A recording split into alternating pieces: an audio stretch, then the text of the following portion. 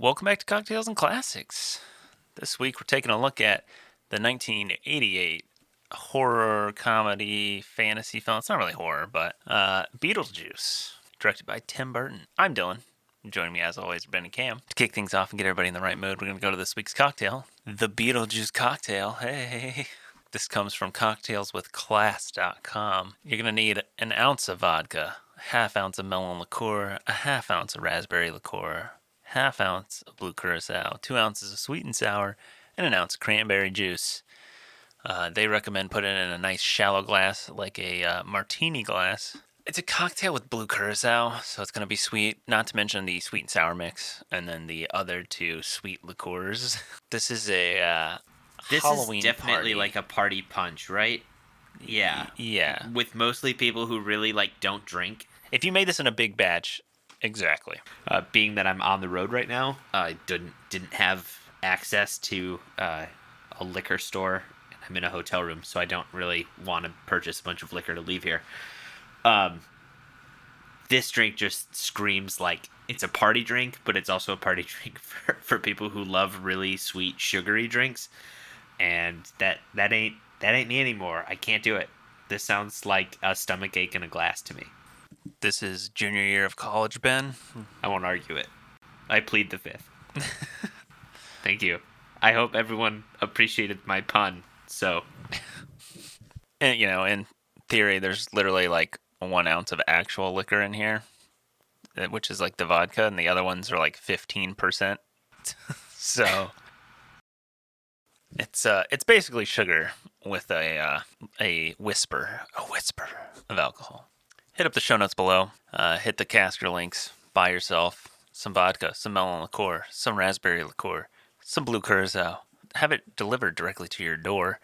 We'll get a little kickback from that, and you get some alcohol. So what's there to hate, Make a Beetlejuice cocktail and send us a picture at Cocktails and Classics Pod on Instagram. And check out Beetlejuice. It's on HBO Max as of recording. So we're going to spoil it. Yeah, if you haven't seen this one, what are you doing? Yeah, what are you doing? yeah, guys, I can't wait to review this late 80s Tim Burton dark movie starring Michael Keaton. It's so good, but it's not the one you think. It's not the first one that we've done. Not the first one we've done. That's right. We didn't do the weird one. Yeah, we didn't do the more Tim Burton-y one, but we did do the first. Beetlejuice is a 1988 comedy fantasy film. Currently sits at a 7.5 out of 10 on IMDb. Directed by Tim Burton. Written by Michael McDowell, Larry Wilson, Warren Scareen. Stars Alec Baldwin, Geena Davis, Michael Keaton, Annie McEnroe, Catherine O'Hara, Winona Ryder, Glenn Shaddix, Jeffrey Jones. It's the story of the spirits of a deceased couple are harassed by an unbearable family that has moved into their home and hire a malicious spirit to drive them out. Had either of you guys seen this movie before? Yeah. No. I also hadn't seen this movie before. I'd caught pieces of it on television, but Hannah was like, "Have you seen this before?" And I was like, "Yeah, it's about like a couple, the ghost or whatever, right?" And I'm like, that's what I thought I knew. So it was nice to finally sit down and watch it, because I did enjoy it. And I kind of expected to not enjoy it. I feel like I'm not a huge Tim Burton fan. I will say I feel like people who are obsessed with Edward Scissorhands and stuff annoy me, because I don't think that movie is good. But yeah, I was pleasantly surprised. I feel like I was kind of in the opposite boat. I thought I'd like it, but I feel like I was kind of underwhelmed by it. The movie is called Beetlejuice, but how often is Beetlejuice actually in the damn movie? I feel like it's mostly not Beetlejuice. It's not, right? There was neither Beatles nor juice in the entire... Well, there was one Beetle. There's the one that's One Beetle. Yeah. But really, I mean, what are we even naming the movie after? There's no juice. Actually, It's just not even his juice. name. Yeah. Yeah, it should have been called Beetlegeist. He does the whole mime thing where he's like, "You have to say my name, but I can't tell you what it is." So he's basically Rumpelstiltskin. Yeah, I don't know. For a movie titled Beetlejuice, I thought that we were going to get more of Beetlejuice, and we got like 20 minutes of Beetlejuice in a, I don't know, how long, hour and a half long movie. I mean, I don't know. I feel like this is Silence of the Lambs all over again. Like the memorable character is not fucking, it's not in not, it. I'll tell you, it's Yeah. not Alec Baldwin. It's not him. I forgot he was even in this thing. Yeah.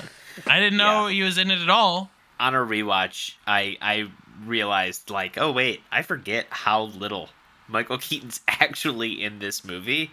Like, not a lot.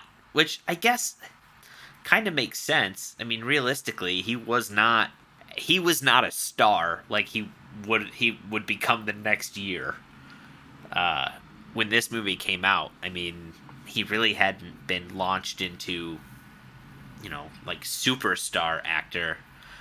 I know he had done other, like, comedy movies and that, but yeah, it is weird when you rewatch on the rewatch, and I'm just like, wow, I forget how little he's actually in this movie for the fact that he's the titular character.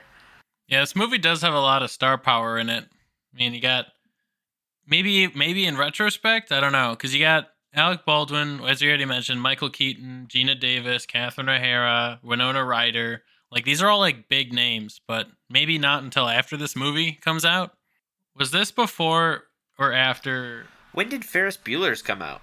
I mean, probably before this movie, I guess. And also, when was looking at when? Because, like, Winona Ryder was in Heathers. Heathers was before this, I believe. Jeffrey Jones had done actually Ferris Bueller's the same year. Oh, well, I'm thinking of like, I feel like Winona Ryder is now like rekindled her stardom.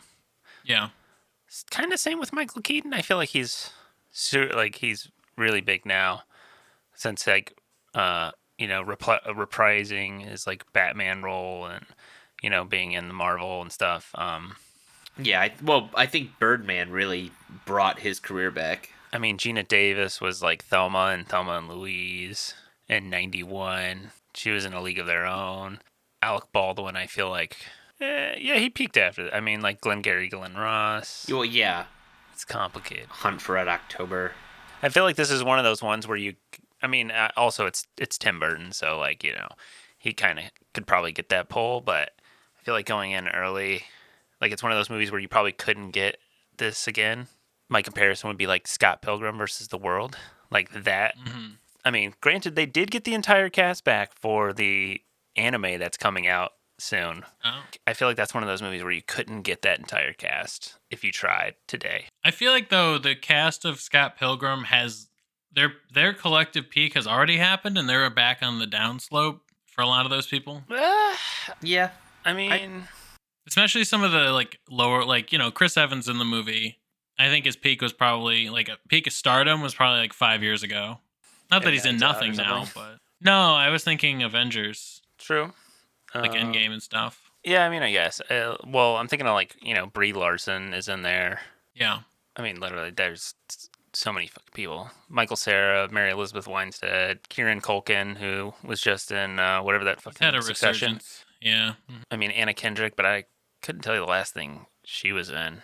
Aubrey Plaza. You got Jason Schwartzman.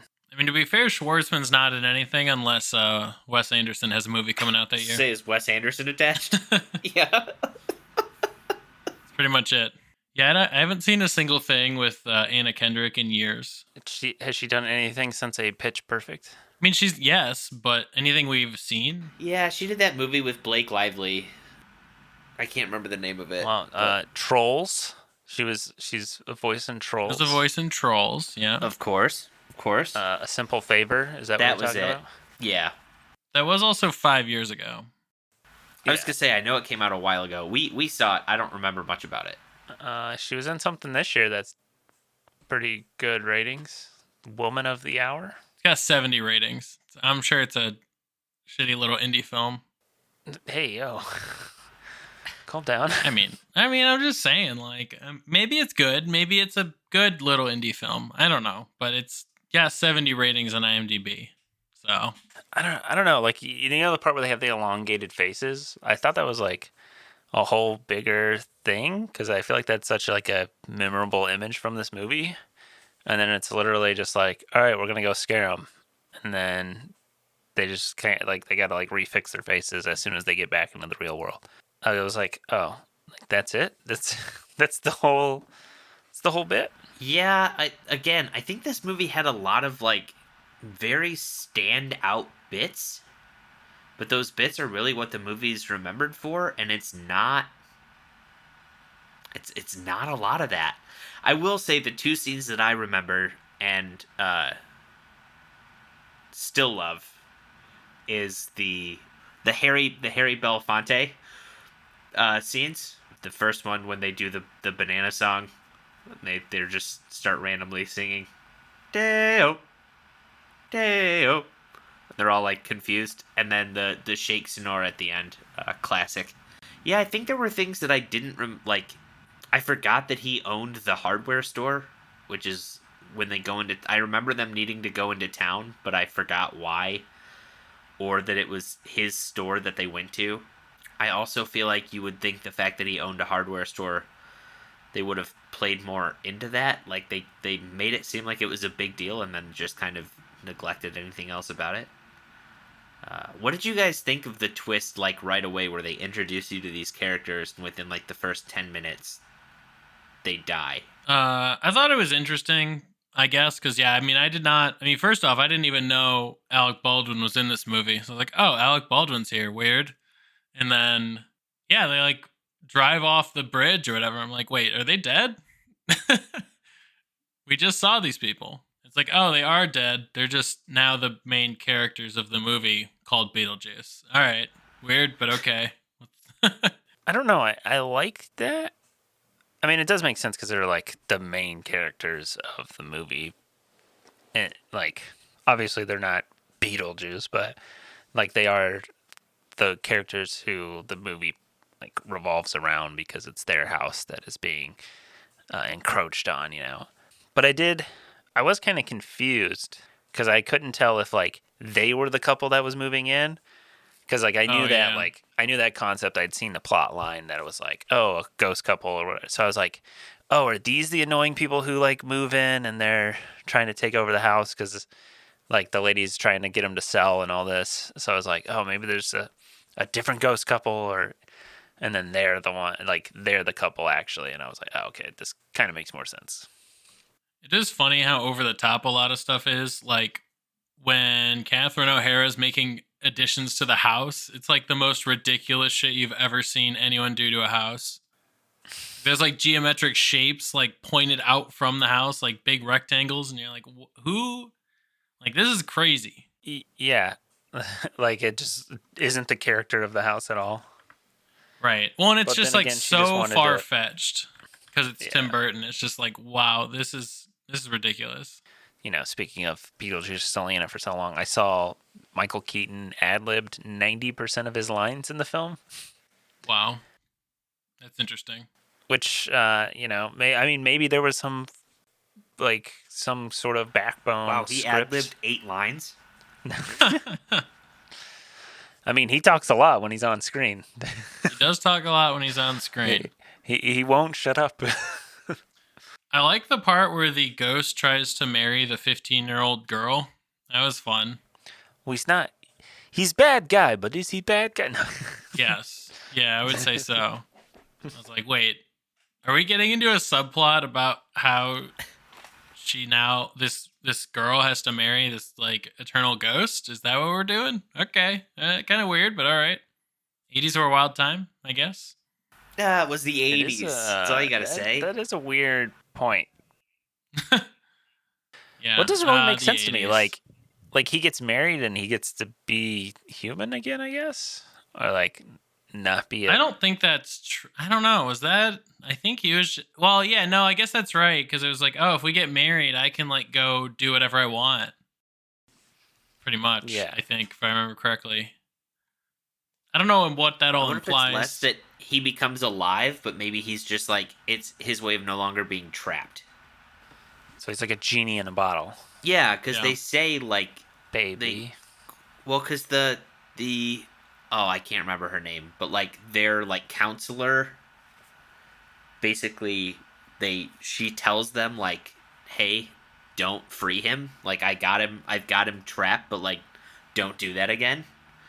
So I'm guessing maybe it is a thing where like, he's just a little bit of a ghoul, just a little ghoul doing ghoul things.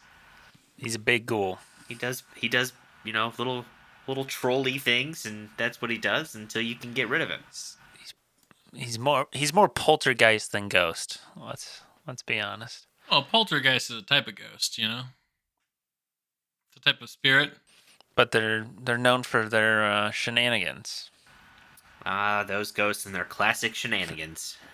One of the other plot beats that was kind of weird is like the happy resolution for the movie was that the couple kind of got the kid they were never able to have, and the kid's actual parents were totally cool with it, of just being like, well, yeah, wow, she must have really aced that test, I guess, or whatever. It's like, all right, I guess they really do not give a shit, huh?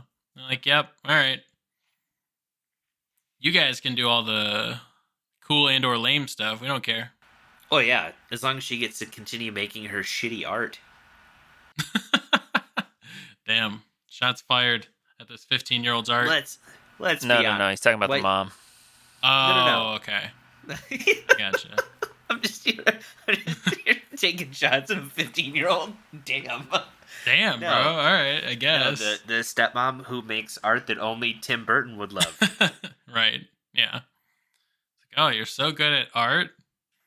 This is what someone that's good at art produces. Well, I love her agent or whatever. He's like, I haven't made a penny off you. So if you guys make any money off this ghost tour thing, I'm taking all of it. I also forgot, like, as a homeowner, how shitty, like, when they walk through and they're just, like, spray painting, like, mauve onto the wall. They're just basically just trashing this house. Like, damn, that hurts. Like, oh, I really like this room. This room sucks. We need to change everything. Oh, okay. All right. Thanks for your support. Yeah, they got to hear him rip their house apart and then turn it into whatever the fuck that was. Hey, how about this outdoor porch, and then we'll just randomly put another wall up. Yeah, Perfect. we only Okay. have like Ship it. one wall on the outdoor porch thing. Their dining room looked like friggin' Mr. Freeze's lair. Like, what? Did they reuse that set? Like, and like, oh, you know what? I got the perfect set already. I don't even have to spend any money on it. Bet you it's somewhere here in the Warner Brothers lot. I'm sure we could find it. Previously, I'd said that like I was kind of surprised at how much I enjoyed this movie, and I think it was because it was kind of smart, I guess, witty. A lot of jabs at like the upper class in a sense in my mind. I don't know. One of the lines I really loved was when they're having the dinner party and the dad is like, I propose a toast to our intrepid friends who braved the expressway and 14 toll booths to visit us. May your buildings go condo. And they all like toast. I was Yeah. like, what's so stupid? I do love the fact that the studio originally wanted to call the movie House Ghosts instead of House Guests. Huh? Clever. Tim Burton, as a joke, suggested the name Scared Clever. Sheetless, and the studio actually considered Oh my using it.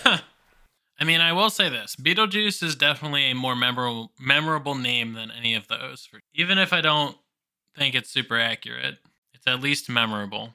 If you would have told me, hey guys, let's watch House Ghosts, I would not have.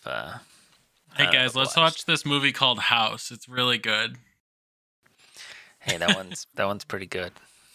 Yep. Damn. It's definitely not one of our lowest rated movies on this pod or anything like that. Holy shit. Okay, this is kind of interesting. Beetlejuice was the first DVD that Netflix sent out in 1998. Wow. Wow, that's very interesting. It's an interesting little tidbit, honestly. I could see That that being should a be- trivia question at I some was gonna point. say you're out at the bar and they drop that trivia question because Netflix Remember just that. ended their DVDs the other day, actually. Yeah. And Best Buy said they're not even carrying them anymore at all. So we're talking about how much or little Michael Keaton is in the movie. 14 and a half minutes. That's it. And it's 92-minute runtime. Yep. Sick. I did love the running joke of like, did you read the handbook? Yeah. And it's like, no, well, we skimmed it, or then they just like leave it around and that becomes a major plot point. I enjoy that type of like stupid humor. Tim Burton originally wanted Sammy Davis Jr. to play Beetlejuice. That's an odd What? choice. That is a weird choice there. Apparently, Michael Keaton was like super responsible for his character. Like, he came up with the look. He told the makeup department he wanted mold on his face and he wanted his hair looking as if he'd stuck his finger in an electrical socket. And he requested that the wardrobe department send him clothes from all different time periods. So maybe that's why he ad-libbed most of it. Maybe, like, he just came up, like, with so much of the character that Tim Burton was like, you know what? You know it better than anyone else, so, like, just do what he would do. Yeah, I saw that, like when Tim Burton pitched it to him, he was like, he lived in every time period, but no time period. So that's probably where that concept of like, give me something from everywhere kind of came from. Got bad news for you, Ben. I don't know if we talked about this, but it says Michael Keaton's, this is his favorite film he's made, is Beetlejuice. I mean, it makes sense being as he did so much of it. Like, I would it would be like being like, hey, here's this character you created and got to do everything with, and then here's this character that you played where you couldn't turn your head right. Which was your favorite? Wait. So it says the movie's box office success created plans for a sequel, Beetlejuice Goes Hawaiian. A script was commissioned, and Michael Keaton and Winona Ryder were both signed on to reprieve their roles reprieve their respective roles. Tim Burton lost interest in the project and went on to direct Batman and Batman Returns instead. And as of late 2015, Warner Brothers was still trying to get the original sequel concept into production. Is that what this new one is gonna be? Is it gonna be Oh, God. Beetlejuice Goes Hawaiian? Hopefully not. That sounds That would awful. be fucking awesome. I bet, I think they're just trying to capitalize that Beetlejuice musical is really popular, so I don't know what they're doing, but it's probably not that. I don't know, the idea of them purposefully making like a campy beach movie but with Beetlejuice, I don't know. That sounds like something I want to watch. I will say there's a lot of things Tim Burton does that I like the Edward Scissorhandsy type style. I don't always love, but when he takes the Burtoniness and he puts it in like a campy way, I think it's better than most of the stuff he does. I mean, like Mars Attacks. Mars Attacks. Like, such a fun movie is just a giant, like, campy, weird 3D stop motion mixed with everything else. I think the campiness that he does in this movie makes it feel very... I think if you look at this movie, I think there's two ways to view it. If you view it kind of like as it is, I get it. It doesn't come across great. The special effects don't age. But if you look at it as like Tim Burton's like an homage to like a 50s B horror movie, it just comes across as fun and like just campy and great. So yeah, the idea of him doing a beach movie sounds hilarious. Yeah, I do agree. I think his movies are definitely better when they're cheesy and they also like are self-aware of that fact. Whereas like the more serious ones are definitely not of interest to me. It's like, I don't really like that much. It's funny to me, and I posted on the on Cocktails and Classics, like I shared like an Instagram story that the director of The Nightmare Before Christmas said that he has been working on an idea for a prequel. And Hannah was like, Tim Burton? I was like, no. Even though it is called Tim Burton's A Nightmare Before Christmas, Henry Selick directed that, and James and the Giant Peach, and Coraline, and all his, like, even though everyone thinks that's Tim Burton, it is not Tim Burton. I mean, honestly, I thought it was Tim Burton until just now, so I learned something new today. No, I think he wrote the original, like, story. Yeah, he wrote the poem. I bet that dude is, like, so pissed off. The guy who directed it?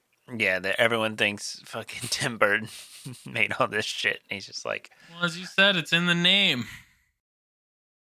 It's on the poster for the movie. It says Tim Burton's Nightmare Before Christmas. It doesn't say Henry Selick's Nightmare Before Christmas. Okay, also, never mind. That's mean. what were you going to say, Cam? Nothing. I clicked Do it. Henry Selick's IMDb picture, and I hate his smile on his IMDb page, so I was going to say he deserves it, but that's not nice. Yeah, I'm sorry. I'm sorry, Henry Selick. That was a mean thought I had. I apologize. I don't think you'll ever hear this. He specifically goes and listens to Tim Burton podcast episodes just just to see if people mention that they enjoy The Nightmare Before Christmas. Fuck! So I looked up Beetlejuice too. So Jenna Ortega is playing Winona Ryder's daughter. Michael Keaton is returning. He has a wife, apparently. Catherine O'Hara is coming back. We have Willem Dafoe, Justin Theroux, and those are the only ones I know by name on the cast list so far. But it looks like most of the crew's getting back together. So I'm interested. Yeah, it does sound like a quality reprise. I don't know. I did enjoy Wednesday. Did you guys watch Wednesday? I did not. No. It's pretty good. Tim Burton, I think, did at least part of the series. I think he directed. Yeah, wasn't he a producer? He directed 4 episodes of it. So I don't know. Like, I thought that was pretty good. So I think he can get back to, peak Tim Burton. Maybe we'll forget about Dumbo and Dark Shadows and Alice in Wonderland. Make me forget about those movies. Please? Yeah, they can't all be bangers, you know? You gotta have some duds in there. Oh, he also did the Charlie and the Chocolate Factory remake. I forgot about that. That one's pretty bad. I thought that was okay. Was that bad? Me. I also forgot that was him. I didn't like it. I didn't love it. It's not surprising, but I didn't think it was bad. I know it was like truer to the book, I guess is what they were going for, but Yeah, I bet it's gonna be better than whatever shit they're coming out with soon for Charlie and the Chocolate Factory. With What's Timothy his Chalamet. Yeah. What's I feel it like called? that It's called movie's Wonka, gonna be right? bad. Yeah, I think that's right. Is it a musical? Or is he just singing? Well, I guess in the original he also sings, so never mind. Yeah. It does also have Olivia Colman and Hugh. Oh, that's right. It also has Hugh Grant as the Oompa Loompas. It's so weird. So and Rowan weird. Atkinson, Sally Hawkins, Keegan-Michael Key, Matt Lucas. weird cast. Oh, man. Who's directing it? Paul King? What has he done? Oh, he did Paddington? Oh, fuck, dude, I'm all in. Never seen Paddington. Did the Paddington movies and the Mighty Boosh? I'm sold. I'm in. Fucking Wonka all day, baby. Oh, no. Wonka supremacy. you're Dylan at the Mighty Boosh. Hey, the Mighty Boosh gave us the joy that is old Greg. I'm old Greg. Peak Oh, Greg. Peak 2007 YouTube.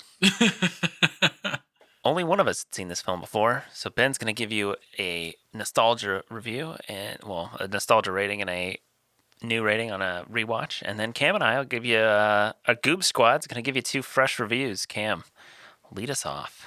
All right. I think it was funny. I don't think it was that good, if I'm being honest. I did not like the centering of the movie around the couple. Thought it was okay. Um, the vibes are all right. It doesn't. The special effects don't hold up super well, to be honest. Especially like they did use some like CGI, like early CGI, and it looks pretty bad. So I think I'm gonna give this movie like a 6 out of 10. It's fine. There are some funny parts, and Beetlejuice is probably the best part of the movie, but it is short.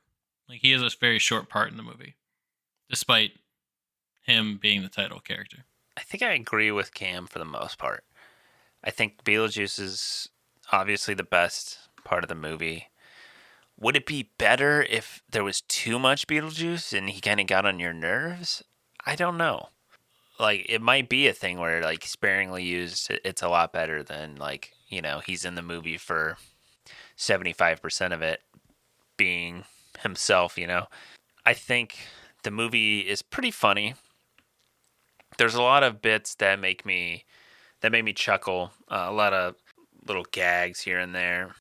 But for the most part, I think, like Cam said, like there's not enough Beetlejuice, and the first 30 minutes of the movie, it's kind of like, oh, don't use Beetlejuice. Like he's a bad guy. Don't do it. Like, oh, we can scare our way out of it. Like it's kind of like talks about him, and then you finally like see him like enter, and I guess it kind of lives up to the expectations, but like I feel like there could have been so much more.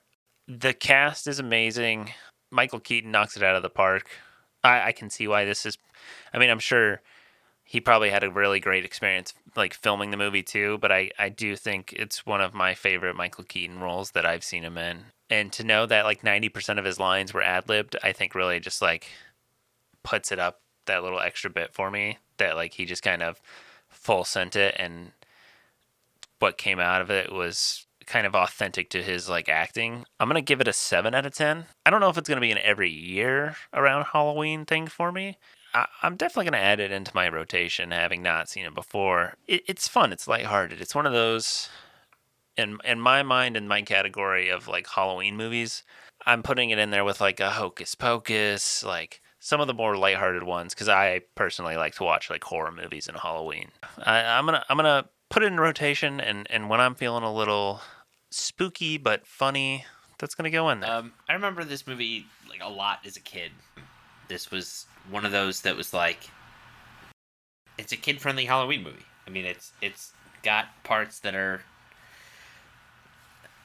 I guess you could say scary. I don't know. They're not, terrifying or anything. But sometimes, the CGI sandworms jumping out and attacking things, or the crazy Beetlejuice snake face thing, get a little spooky.